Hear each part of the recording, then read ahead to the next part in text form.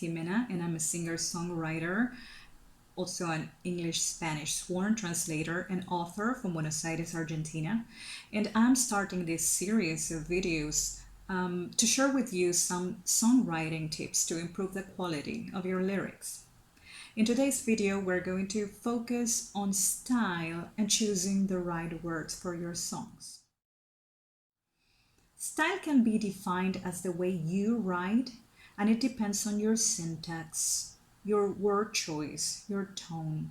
And of course, it varies from writer to writer, but the important thing is, how do you find your style? Or if you've already found it, how do you improve it? Well, today we're going to talk about that. Words are like weapons. Your songs benefit when you appreciate how words function. So keep them sharp and polished and use them with care and accuracy. Avoid sloppy writing just to fill in lines, because every word you choose has to be carefully selected. Writing is certainly an exercise from the heart, but it's very wise to use your brain to complement it. So the first thing you have to take into account is to avoid words that mean almost what you want to say. The time usually comes when almost is not good enough. If we want our listeners to feel what we're feeling, we need to connect with them, and words can definitely help to that aim. So, for example, when you say, "You were a good woman," what do you mean by good woman? Do you mean that she was hardworking, caring, lovable, highly respectable, reliable, skillful, honest? What exactly makes her good? Well, good is a vague word. What's good for me may not be good for you. So general words like good, bad, big, small, thing, stuff, etc. As a rule, they don't express an idea concretely, and you need to avoid them if you want to sound in control of your writing. Of course, you can deliberately choose to be vague, but that's a topic for another video. Above all, we have to count on verbs to do the heavy lifting, okay? Because verbs contain action and therefore energy. So changing the verb in a sentence alters the impact of what you're saying. Let's see some examples and notice the difference in the picture created in these verses. "Don't open the door," I said, "but it was much too late. You had turned the knob. It swung open and..." Okay, that would be a neutral example. But notice the difference with the following one. "Don't open the door," I yelled, "but it was much too late. You had yanked the knob. It slammed open and..." The choice of words there, yelled instead of said, yanked instead of turned, and slammed instead of swung, denote violence. Okay, more action. So sometimes you want to write about violence, so you have to use violent verbs. Let's see this other example. Don't open the door," I stammered, "but it was much too late. You had twisted the knob. The door creaked open and..." Okay, notice that in this case, the use of stammered instead of said, twisted instead of turned, and creaked instead of swung. These words create an atmosphere of suspense, anticipation, horror maybe. Can you see the difference? I didn't complete the verses because I wanted to show you that although we don't know what's behind the door, our expectations about what it could be change a bit from each version. Similarly, you have to limit the use of verbs like be or have. Although they are verbs, their variants tend to be passive. They just sit there. Try to visualize the phrase "there is." What do you have? A blank. So if you can, find a way to express the thought so that listeners can see it vividly. Let's have a look at these two examples. Bella was a happy woman who had wavy blonde hair. And an improved version, Bella used to toss back her wavy blonde hair when she smiled.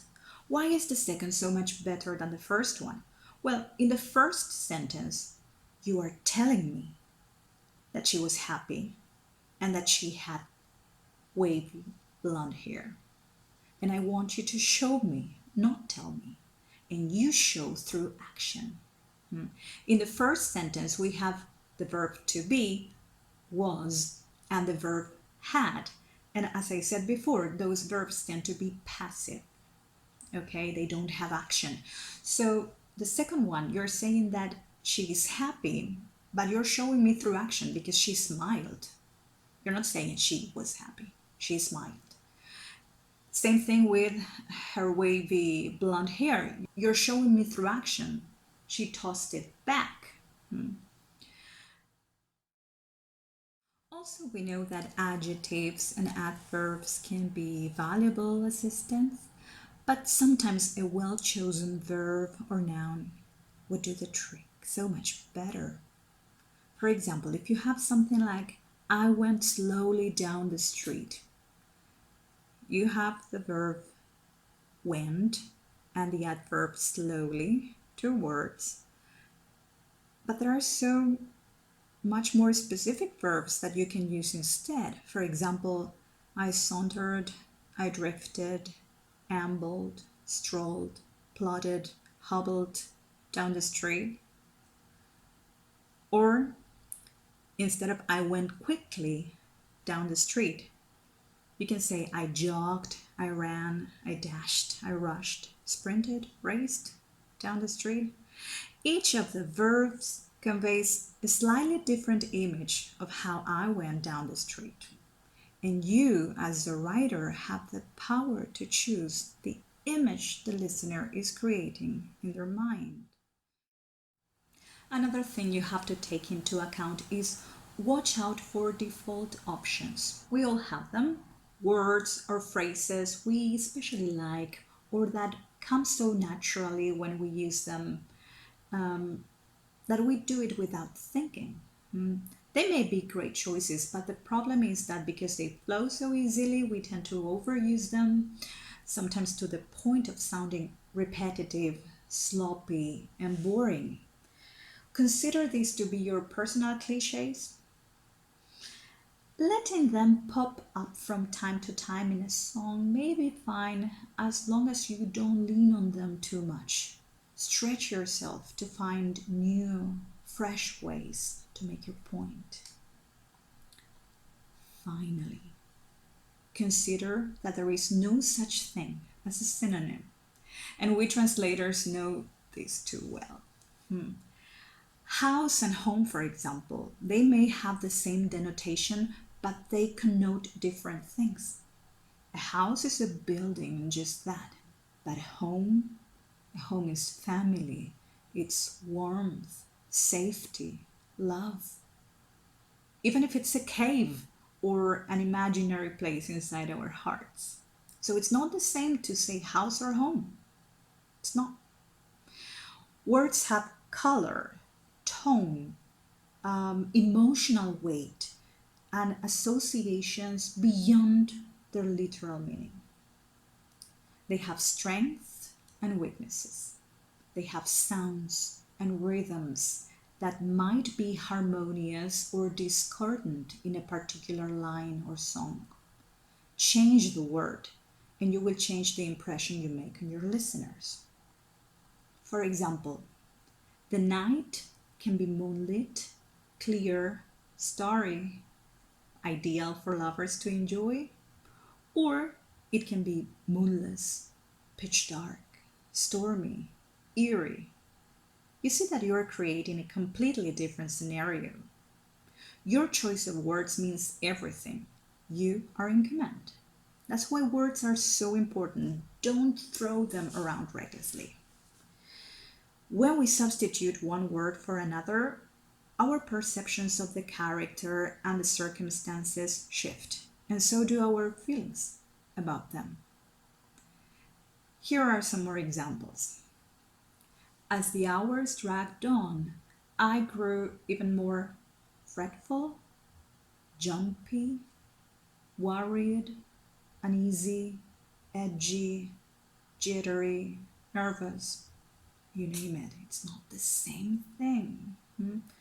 Or wishing you were my pillow, I held it close, hugged it, embraced it, caressed it, squeezed it, held it tight, fondled it. Next time you write, think about all these tips. And thank you so much for watching. Bye bye.